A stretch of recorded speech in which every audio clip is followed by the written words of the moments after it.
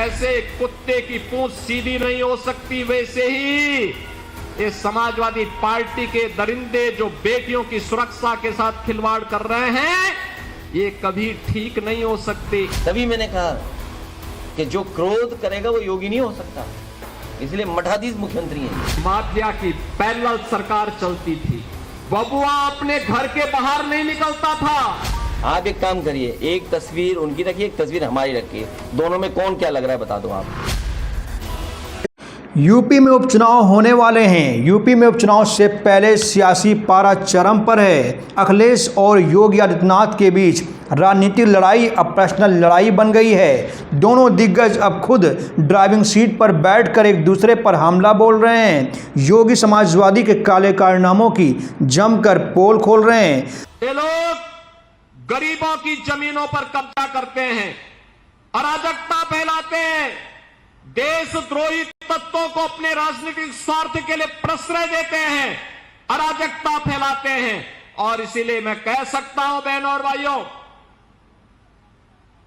कि जैसे कुत्ते की पूंछ सीधी नहीं हो सकती, वैसे ही ये समाजवादी पार्टी के दरिंदे जो बेटियों की सुरक्षा के साथ खिलवाड़ कर रहे हैं, ये कभी ठीक नहीं हो सकते। इनके लिए तो कानून के दायरे में ला करके इन पे शिकंजा कसना पड़ेगा, और हमारी सरकार वही काम कर रही है इनके साथ में, जिसके ये पात्र हैं। उन्हें इसीलिए परेशान किया जा रहा है कि एक तो वो समाजवादी पार्टी है और दूसरा भारतीय जनता पार्टी को इससे लाभ मिलेगा हिंदू मुस्लिम डिवाइड करने में।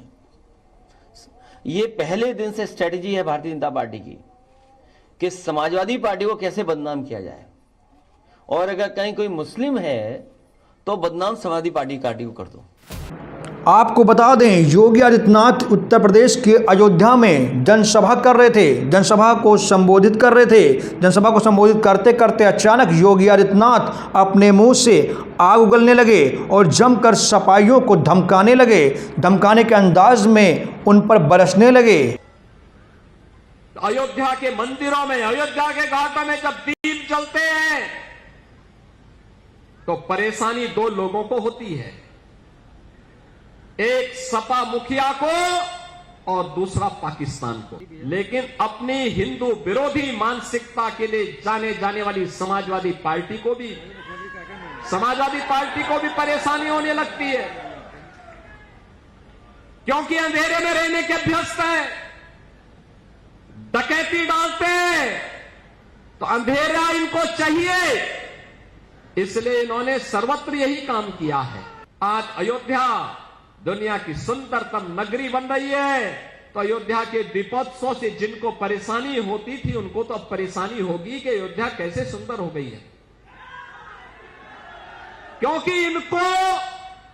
इनको तो वो विवादित ढांचा प्यारा था। अब सुनिए उत्तर प्रदेश के पूर्व मुख्यमंत्री अखिलेश यादव का बयान। अखिलेश यादव ने भी पलटवार करते हुए योगी को मठाधीश बताया है। तभी मैंने कहा कि जो क्रोध करेगा वो योगी नहीं हो सकता, इसलिए मठाधीश मुख्यमंत्री हैं ये। आप देखिए, मेरी भी तस्वीर देख लो आप और उनकी भी तस्वीर देख लो, माफिया कौन लगे ये बता दो।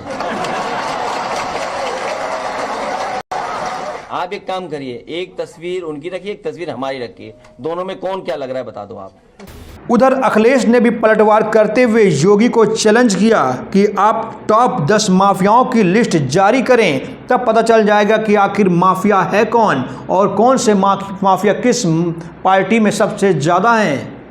के पहले गरीब का राशन समाजवादी पार्टी के गुंडे हजम कर जाते थे, किसी गरीब को राशन नहीं मिलता था। किसी भी जिले का जो जितना बड़ा माफिया था, जितना बड़ा गुंडा था, वह समाजवादी पार्टी का शागिर्द था, उनका पदाधिकारी था। ये माफिया की पैरेलल सरकार चलती थी। बबुआ अपने घर के बाहर नहीं निकलता था, बबुआ 12 बजे सो के उठता था और प्रदेश की जनता पिसती थी। माफिया समानांतर सरकार चला करके अराजकता और गुंडागर्दी का एक और तांडव करते थे। दूसरी तरफ मुस्लिम तुष्टीकरण की हद को पार करते हुए पर्व और त्योहारों में भी इन्होंने किस कदर अराजकता फैलाई। ये सब घिसे पिटे डायलॉग हैं पुराने वाले, और मैं इसीलिए कहता हूं कि ये सब पुराने डायलॉग हैं, पुराना सब कुछ है, हिसाब किताब। उत्तर प्रदेश की जनता नया चाहती है, नया विकास चाहती है, इनको हटाएगी सरकार, ये हटने जा रहे हैं। और कई बार मैंने आपसे आपके बीच में इस बात को कहा कि उत्तर प्रदेश सरकार को कम से कम टॉप 10 माफियाओं की सूची जारी करनी चाहिए। वो टॉप 10 माफिया कहां हैं और किस दल में, इसकी सबको जानकारी हो जाएगी।